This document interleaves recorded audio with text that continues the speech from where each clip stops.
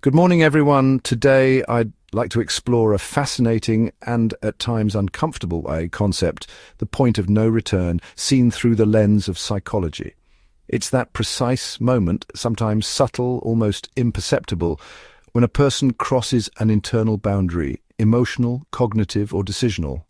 Beyond that point, returning to the previous state is no longer possible. We're not just talking about traumatic or extreme events.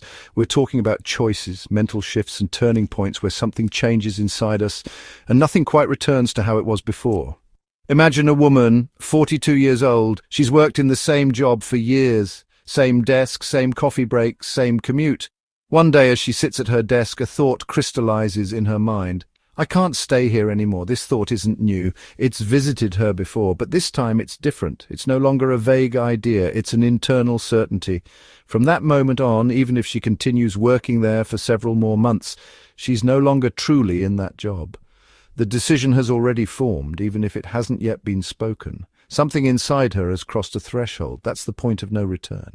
Psychologically, what is the point of no return? From a mental and emotional standpoint, it's an internal breaking point where a belief, a perception of oneself or the world changes irreversibly. It's not always visible from the outside, but inside, a transformation has occurred. This can relate to the end of a relationship, the collapse of a professional identity, the shift from dependence to awareness, the decision to leave a toxic environment, or the acceptance of a truth that was long denied. In all these cases, the mind has crossed a threshold where the old story no longer holds. Justifications, habits, fears, they lose their grip. Even if the external change comes later, the internal process is already, irreversible. So what the point of no return is not, it's not impulsiveness, it's not a temporary crisis. It's actually the result of a slow, deep, psychological elaboration, often unfolding over time. Usually it's preceded by denial, ambivalence, resistance, but eventually it comes. That moment when staying still hurts more than moving forward. Now, why is it important to recognize it? Because when someone reaches this state, they no longer need to be convinced. They won't truly go back, even if they say they might. What they need is support for the after, not for returning to the before. This applies in therapy, in relationships, and in major life decisions.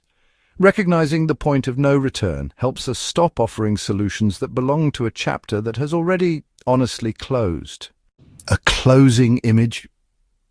Picture a dam that has broken. The water will never be as it was. It can be contained, redirected, understood, but you can't rebuild the same dam. And that's not always a bad thing. Sometimes it's right there, in that flood of change, that true freedom begins.